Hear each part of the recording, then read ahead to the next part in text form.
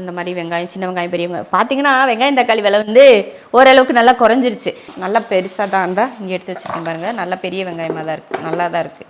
அதுவும் இல்லாத அழுகுன வெங்காயம் மாதிரிலாம் இருக்கலாம், அது மாதிரிலாம் இல்லை, நல்ல சூப்பர் வெங்காயம். ஒரு முருங்கைக்காய் தான் வாங்கினேன், ஏன்னா அந்த காய் வந்து இந்த வீட்டில் வந்து கொஞ்சம் ஃப்ரிட்ஜுக்குள்ளே கிடந்துச்சு. இந்த கத்தரிக்காய் அந்த கொஞ்சம் இதெல்லாம் இருந்துச்சு. இதெல்லாம் போட்டு ஒரு சாம்பார் வச்சிடலாம். பீன்ஸ் கூட இருக்கும், எடுத்து போட்டு சாம்பார் வச்சிடலாம். இந்த சேனக்கிழங்கு வந்து அன்னைக்கு வறுவல் செஞ்சுட்டு மீதி வந்து இதில் போட்டு வச்சுருந்தேன். அதை வந்து இப்போ ஒரு வறுவல் மாதிரி ஒன்று செஞ்சுட்டு சாம்பார் செஞ்சிடலாம். ரொம்ப நாள் ஆச்சு முருங்கைக்காய் சாம்பார் செஞ்சுன்னு சொல்லிட்டு இன்றைக்கி சாம்பார் செய்கிறதுக்கு தான் ரெடி பண்ணி வச்சுருக்கேன். காலிஃப்ளவர் வந்து வாங்கி வச்சுருக்கேன், இன்னும் இன்றைக்கி செய்கிறதுக்கு இல்லை. இதை வந்து நம்ம கட் பண்ணி உள்ளே எடுத்து வச்சு விட்ருவோம். இப்படியே வைக்க வேண்டாம், இதை தூக்கி போட்டோமா புழு வந்துடுச்சு. வெட்டினமே புழு உள்ளே வருது பார்த்திங்களா. இது இப்படியே இருந்துச்சுன்னா புழுவோடைய ஃப்ரிட்ஜுக்குள்ளே வைக்கிற மாதிரி இருக்கும். அதனால் இதெல்லாம் எடுத்துட்டு ஒன்று ஒன்றா பிச்சை எடுத்துகிட்டு கூட நம்ம கவரில் போட்டு வச்சுக்கலாம்.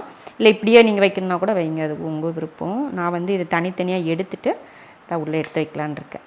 இந்த மாதிரி இதையும் வெட்டி இதெல்லாம் போடலாம் சாம்பாரில், இந்த மாதிரி பொரியல் இதுக்கெலாம் போடலாம், நல்லா தான் இருக்கும். சரி, இது அப்புறம் எடுத்து வச்சிடலாம். ஃபஸ்ட்டு வந்து நம்ம சாம்பாருக்கு வந்து பருப்பு வேக வச்சிடலாம். நான் வந்து இந்த மாதிரி பருப்பு எடுத்திருக்கேன். ஒரு டம்ளர் அளவுக்கு, நம்ம டீ குடிக்கிற டம்ளரில் ஒரு டம்ளர் அளவுக்கு துவரம் பருப்பு எடுத்திருக்கேன். இப்போ இதெல்லாம் கழுவிட்டு நம்ம வேக வச்சிடலாம். இது கூட கொஞ்சம் தக்காளியும் வெள்ளை பூண்டும் மட்டும் போட்டு எடுத்து வச்சிடலாம். இதெல்லாம் கழுவி எடுத்துடலாம். கழுவிட்டு வந்து வேக வச்சுக்கலாம்.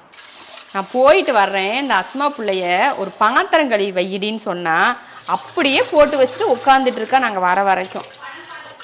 அப்போ அதுவும் படம் பார்த்துட்டாமா, ஒரு வேலைக்கு இங்கே உருப்படி கிடையாது. தக்காளி வந்து பார்த்து தான் வெட்டணும், ஏன்னா சில இதில் வந்து பார்த்திங்கன்னா புழு இருக்குது. ஒரு தக்காளி போட்டிருக்கேன், நம்ம தாளிக்கிறப்ப போடுவோம்ல, அதனால் போதும் இந்த அளவுக்கு. கொஞ்சம் மஞ்சள் தூள் போட்டு கொஞ்சமாக வெந்தயம் போட்டுடலாம், கொஞ்சமாக கல்லுப்பு சேர்த்துட்டு கொஞ்சம் எண்ணெய், அவ்வளோதான். இப்போ குக்கர் மூடி போட்டு வேக வச்சுருவோம். ஒரு பருப்பு வேக வைக்க எத்தனை வேலை செய்ய வேண்டியிருக்கு. பருப்பு வேகட்டும், ஒரு 4 விசில் விட்டு ஆஃப் பண்ணிக்கலாம். அதிகமாக தேவைப்படாது, ஒரு 4 விசில். அது மூலியம் சேனக்கிழங்கையும் ஒரு பக்கம் நம்ம வேக வச்சு விட்ருவோம். அது கடைசியில் எடுத்து வச்சிடலாம். அந்த இதெல்லாம் ஃப்ரிட்ஜுக்குள்ளே க்ளீன் பண்ணிவிட்டு, ஃப்ரிட்ஜுக்குள்ளே இல்லை பாக்ஸில். சேனக்கிழங்கு சில்லி சேனக்கிழங்கை கழுவிட்டேன், வேக வச்சுக்கலாம். கொஞ்சம் மஞ்சள் தூள் போட்டுருவோம். வெங்காயம் இதெல்லாம் எடுத்து கொட்டியாச்சு, அவ்வளோதான். புட்டு செய்கிறதுக்கு தேங்காய் துருவி வச்சேன், கடைசியில் புட்டு செய்யலை. இப்படி ஒவ்வொன்றுமே ஒவ்வொரு வேலையும் மாறி மாறி போயிடுது. இது கொதிக்கட்டும், கொஞ்சம் புளி கரைச்சி இதில் ஊற்றிடலாம். இது எல்லாம் மொத்தமாக ரசத்துக்கு சாம்பாருக்கு இந்த இது கொஞ்சம் ஊற்றிக்கிட்டு எல்லாத்துக்கும் ரெடி பண்ணி தான் வச்சுருக்கேன். இப்போ வெங்காயம் சாம்பார் பண்ணுறதுக்கு இந்த இதையும் தூக்கி வச்சிடலாம். லைட்டாக கொதிக்க ஆரம்பிச்சிருச்சு, தேவையான உப்பு சேர்த்துக்கலாம். உப்பு சேர்த்துட்டு புளியும் சேர்த்துடலாம். வேகட்டும், ரொம்ப வேக வைக்கக்கூடாது, ஒரு 3/4 பக்குவத்துக்கு நம்ம வேக வச்சு எடுத்துக்கலாம். அதுக்குள்ளேயும் நம்ம ஒரு பக்கம் வந்து சாம்பாருக்கு தேவையான எல்லாத்தையும் ரெடி பண்ணிடலாம். சாம்பாருக்கு வந்து ஒரு கத்திரிக்காய் இருந்துச்சு வீட்டில், இந்த கேரட் வந்து அரையும் குறையமாக கிடஞ்சிச்சு, அது கொஞ்சம் எடுத்துட்டேன். அப்புறம் ஒரு காய் பத்தலைன்னா சரி ஒரு உருளைக்கிழங்கு, எல்லாத்துலேயும் ஒன்று போட்டு வச்சிடலாம். வெங்காயம் வெட்டிட்டு இதெல்லாம் தக்காளி, ரசத்துக்கும் சாம்பாருக்கு சேர்த்து தக்காளி இதெல்லாம் கழுவிட்டு நம்ம வெட்டிக்கலாம். அதுக்குள்ளேயும் இந்த காயும் வெந்துடும். ஸ்டீம் இறங்கிச்சா பார்ப்போம். அவ்வளோதான். இதை கழுவிட்டு வெட்டுறதுக்குள்ளே சரியாக இருக்கும் டைம். காய் வந்து நல்லா இப்போ சாப்பிட்டு பார்த்துட்டேன், நல்லா வெந்துடுச்சு. இப்போ அடுத்து வந்து வடிகட்டிடலாம். வடிகட்டி ஆற வச்சிடலாம் கொஞ்சம் நேரம். வெங்காயம் பாதி மட்டும் வெட்டிட்டு பாதியை முழுசாகவே சேர்த்துடலாம். வெங்காயத்தில் வந்து சாம்பாரில் இந்த வெங்காயம் முழுசாக சின்ன வெங்காயம் இருந்துச்சுன்னா நமக்கு நல்லாயிருக்கும். அந்த வெங்காயத்தை எடுத்து சாப்பிட்றப்போ ரொம்ப நல்லாயிருக்கும். நம்ம ஹோட்டல் சாம்பார்லாம் சாப்பிட்றப்ப பார்த்திங்கன்னா சின்ன வெங்காயம் வந்து முழுசாக இருக்கும் பாருங்கள், அதை சாப்பிட்றப்போ ரொம்ப நல்லாயிருக்கும். அந்த மாதிரி இந்த மாதிரி கொஞ்சம் முழுசாக இருந்தால் ரொம்ப நல்லாயிருக்கும். அவ்வளோதான். இப்போ வெட்டியாச்சு. தாளித்து விட்டுட்டு இந்த மாதிரி தக்காளியும் வெங்காயம் வெட்டிட்டேன். காயெல்லாம் வந்து தாளித்து விட்டதுக்கப்புறம் வெட்டிக்கலாம். சாம்பார் தாளிக்கலாம். எண்ணெய் வந்து காஞ்சிருச்சு. இதில் கொஞ்சம் கடுகு உளுந்து, அது கூட வெந்தயமும் இருக்குது, நம்ம களைஞ்சு போன அஞ்சரைப்பட்டியிலேருந்து. அதை வேஸ்ட் பண்ண முடியாது இல்லையா, அதனால் சாம்பாருக்கு வந்து வெந்தயம் தாளிக்கிறதுனால ஒன்றும் இல்லை, நல்லா தான் இருக்கும். கருவேப்பிலை, வெங்காயம். ஆஹா, நல்ல மனம். அந்த வெந்தயம் சேர்ந்து மணக்கிறது பொரிஞ்சதுனால மனம் சூப்பராக இருக்குது. சரி, இந்த மணத்தை பார்த்தேமே மீன் குழம்பு சாப்பிடணும் போல இருக்குது. அதான் இந்த மாதிரி சாம்பாருக்கு வந்து ரொம்ப வதக்க வேணாம், இந்தளவுக்கு வதங்கிட்டால் போதும். சாம்பாருக்கு பச்சை மிளகாய் போட்டிங்கனாலும் சூப்பராக இருக்கும். தக்காளி 3. அடுத்து காயும் சேர்த்துடலாம். உருளைக்கிழங்கை போட்டேன், வேண்டான்னு நினச்சேன். சரி, அந்த ஒரு உருளைக்கிழங்கை வச்சு என்ன செய்ய போகிறோம் அப்படின்னு, சரி போடு அப்படின்னு போட்டு விட்டேன். கேமரா வச்சுட்டே நின்னா நான் எப்படி தான் அந்த சமையல் செய்கிறது சொல். கொஞ்சம் மஞ்சள் தூள் போட்டு நல்லா வதக்கி விட்டுருவோம். இதில் கொஞ்சம் ஒரு ஸ்பூன் அளவுக்கு பச்சரிசி மாவு சேர்த்துருவோம். ஒரு அரை ஸ்பூன் மிளகாத்தூள், 1 ஸ்பூன் கார்ன்ஃப்ளவர், ஒரு இஞ்சி பூண்டு பேஸ்ட் ஒரு அரை ஸ்பூன் அளவுக்கு. உப்பு வந்து நம்ம போட்டு வேக வச்சுருக்கோம், இருந்தாலும் கொஞ்சமாக சேர்த்துக்கலாம். கொஞ்சமாக உப்பு சேர்த்துக்கலாம், நிறைய வேணாம். இதில் தண்ணி கூட தேவையில்லை. கலந்து வச்சுருவோம். கொஞ்சம் தண்ணியை தெளித்து இந்த மாதிரி கலந்தோம்னா அந்த உப்பு மிளகாய் எல்லாம் நல்லா அது மாதிரி கலந்து, சும்மா லைட்டாக தெளித்து தான் கலக்கணும், ரொம்ப இதெல்லாம் கலக்கக்கூடாது. அவ்வளோதான். இது ரெடி ஆயிடுச்சு. இது இருக்கட்டும். நம்ம சாம்பாரெலாம் தாளிச்சிட்டு கடைசியாக பொரிச்சு எடுத்துக்கலாம். ஒரு பக்கம் சோறை வச்சு விட்ருவோம், அது ஒரு பக்கம். இங்கே பாரு குக்கர் மூடி, இதுதான் கழுவுன குக்கர், பார்த்துக்கோங்க.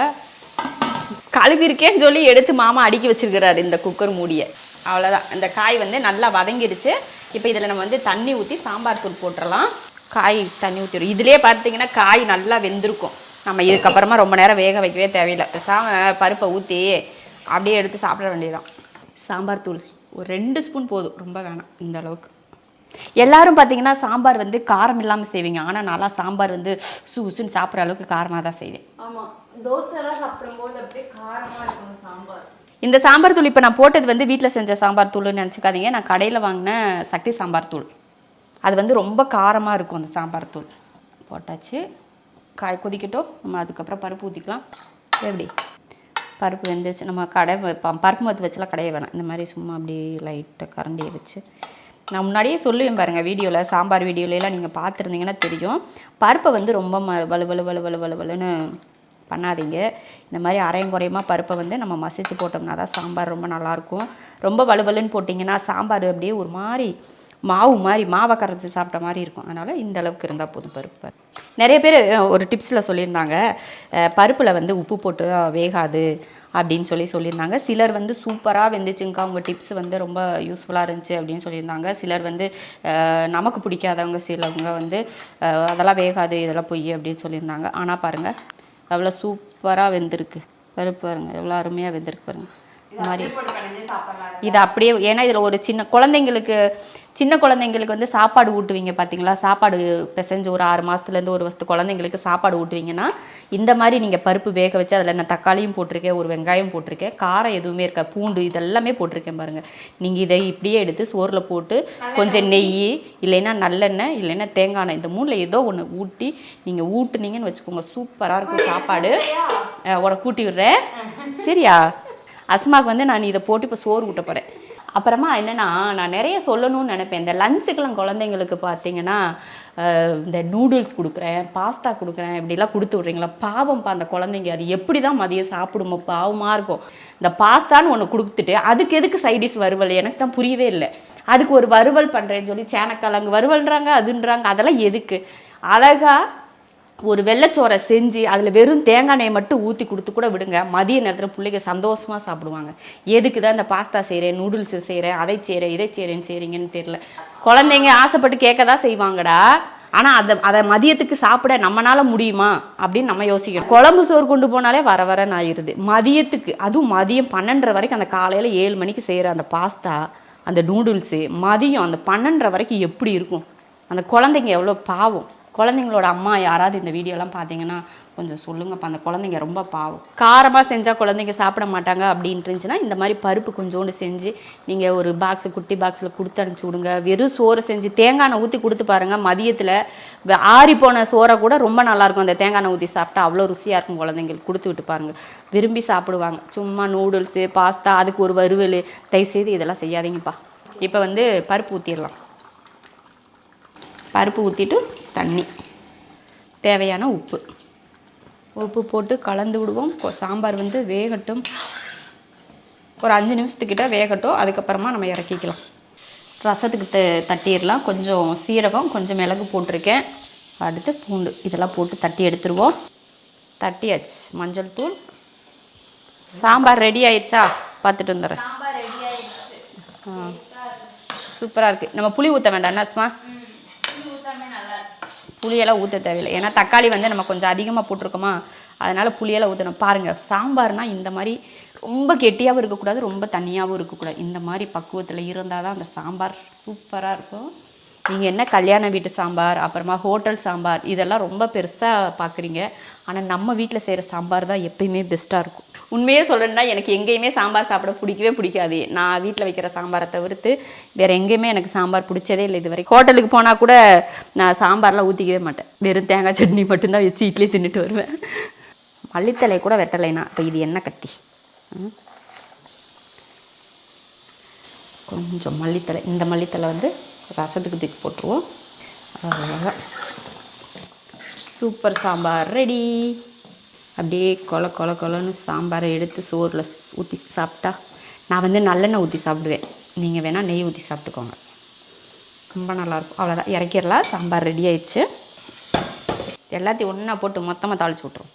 இது கூட 2 வரமிளகாயும் போட்டு கொஞ்சம் பெருங்காயத்தூளையும் போட்டு அடுத்த ரசத்தை ஊற்றி எண்ணெயும் ஊற்றி எண்ணெய் காஞ்சதுமே கடுகு பொரிஞ்சதுமே அடுத்து ரசம், மிளகு சீரக தட்டினதை சேர்த்துடலாம். சேர்த்துட்டு அப்படியே வதக்கி விட்டுருவோம். தக்காளியும் புளியும் கரைச்சிருக்கேன், அதை சேர்த்துடலாம். எப்பயுமே நம்ம செய்கிற ரசம் தான், அதனால தான் கொஞ்சம் உங்களுக்கு புளி தக்காளி கரைக்கிறதெல்லாம் காட்டல. ஏன்னா சும்மா காட்டினாலும் உங்களுக்கும் போர் அடிச்சிடும் இல்லையா, அதனால தான். உப்பும் கூட சேர்த்து தான் கலந்துருக்கு. புளிப்பை பார்த்துருவோம். புளிக்க தேவையான உப்பு, அவ்வளோதான். ரசம் வந்து ஒரு கொதி வரட்டும், இறக்கிக்கலாம். இது வந்து நம்ம இது பொரிச்ச எண்ணெய் தான், சில்லி பொரிச்ச எண்ணெய். ரசம் வந்து ஒரு கொதி வந்துருச்சு, அடுப்பை ஆஃப் பண்ணியாச்சு. ரசத்துக்கு கஷ்டமாக இதுக்கு ஒரு மூடி 8 வசதி இல்லைன்னா ரசத்துமான பக்கத்து வீட்டுக்கெலாம் போயிட்டு சீக்கிரம் எடுத்துட்டு.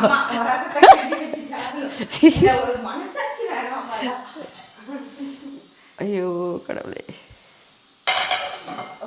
ஓகே, இப்போ வெளியில் போகாது. இப்படியெல்லாம் சொன்னால் தான் எட்டுன்னு தருவேன், இங்கே எவ்வளோ என்ன தரமாட்டாங்க.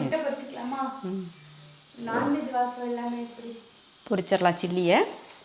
ரொம்ப இது வந்து 10 நிமிஷத்துக்கிட்ட ஊறினா கூட போதும். இருந்தாலும் சரி, எல்லாம் செஞ்சு முடிச்சதுக்கப்புறம் பொரிச்சிடலாம் அப்படின்றக்காக தான் வெயிட் பண்ணேன். நல்லா ஊறியிருக்கும். நல்லா மொறுன்னு வேக வச்சு எடுத்துருவோம். கொஞ்சம் வேகட்டும். மழை வரும் போல், ரொம்ப வெயில் வேர்க்குது. மழை வந்தால் தான் நல்லாயிருக்கும், அவ்வளோ ஹீட்டு. எப்படி சூப்பர் மொறுன்னு சத்தம் கேட்குதா? தட்டில் போடுற சத்தம் கேட்கும் பாரு. பாரு பத்தியா எப்படி சத்தம் கேட்குது.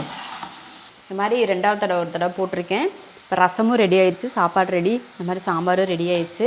இங்கே பாருங்கள், கிச்சன் பாருங்கள் எவ்வளோ இதாக இருக்குது. சரி, முதல்ல என்னென்னா எனக்கு பசி, ரொம்ப பசிக்குது. அதனால் இப்போ முதல்ல நான் சாப்பிட்டுட்டு வந்து அப்புறமா அந்த வேலையெல்லாம் செஞ்சுக்கலாம்னு சொல்லிவிட்டு முதல்ல சோறு முக்கியன்ட்டு சோறு சாப்பிட போகிறேன்.